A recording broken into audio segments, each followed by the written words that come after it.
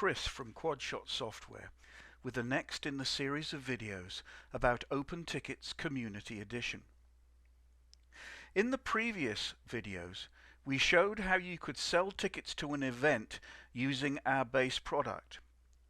But in most cases there, you would be selling tickets for a room that had no specific assigned seating. You might have a capacity of 200 for the room, but each ticket would be essentially the same. Our GAMP extension allowed you to set different pricing for different dates, but you nonetheless just had a single space that you could sell tickets for. With our new seating plugin, you have the ability to define seats and also price those seats as you want. So it gives you a powerful tool to be able to allow you to sell seats for any event that you want to create. You'll notice in the left-hand column that there is a new entry for seating charts now that that plugin has been added. Let's go there first of all. And the first thing we're going to do is to add a new seating chart. We need to give our seating chart a name, and I'm going to call it here simply Seating 1.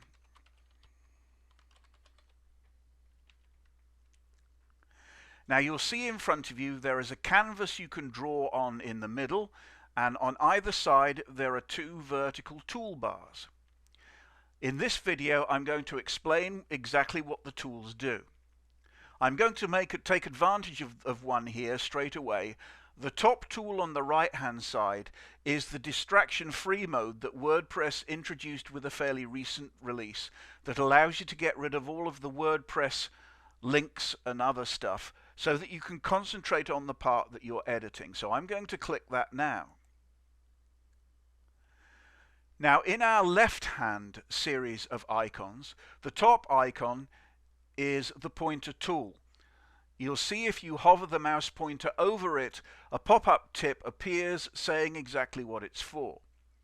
This allows you to select individual seats, move them around, or assign the parameters to them that the plugin needs. Immediately below this tool is an undo and redo tool that you would be familiar with from other graphical environments. Under this is a mass selection or marquee tool. If you've used software like Photoshop, you'll be familiar with the concept. What this allows you to do, and we'll demonstrate this in some of the next videos, is to draw an area around a group of seats such that they essentially became one for the purposes of moving them and for the purposes of assigning parameters to them. Immediately underneath this tool is our color tool. This controls what color the seat that we draw will be. If we click on this, you'll see a familiar color grid. If we go to the circle and drag it around, we can see the color that we want. Let's perhaps make this blue. And here in this right-hand slider, the intensity can be also controlled. So with these two controls, we control the setting of the color of any new seat that you create within the plugin. If I click off that, the next icon is quite important. It allows you to import an image. In most cases, we figure that you will already have drawn a seating chart in a tool such as Photoshop or any other drawing tool. You will have the seats laid out, numbered and sections marked, and what our tool allows you to do, what the seating plugin allows you to do, is to create seats that overlay that image. If I click on this, you'll see we go to our media library, and there on the right hand side is a chart that I'm going to be using during these tutorials. If I select it and then click select, it brings it into my work area, and this is the chart that we're going to use. It's one where there's a stage that has seating on three sides.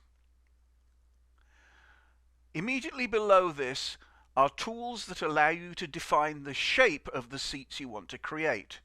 You might have a chart where the seat icon on the chart is circular? If so, click on that, and then on the chart you can define the particular size of the circle you want to create.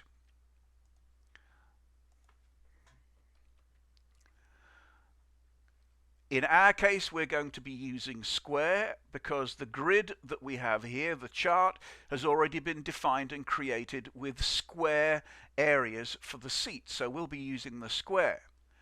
If you had rectangles, you could use the rectangle tool, and clicking on this simply allows you to define a rectangle of any shape and size to be the seat that you want to create.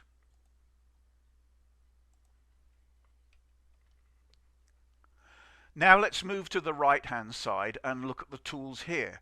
We've already shown the one that allows us to go into this distraction free mode. We have a tool that allows you to zoom in and zoom out. There's also another couple of useful tools that allow us to define a zoom zone.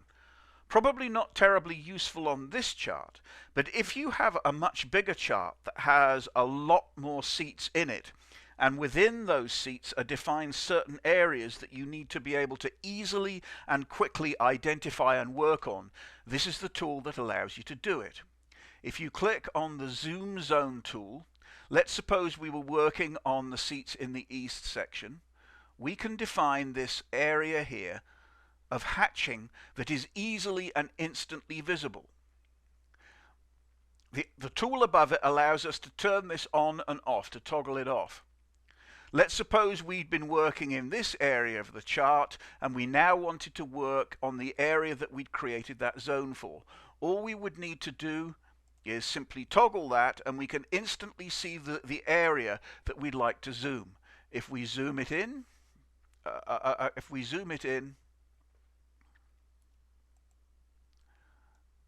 and toggle the zoom zone back on again, it allows us to move that part of the chart into the center of the screen easily so that we can work on that particular part of the seating chart.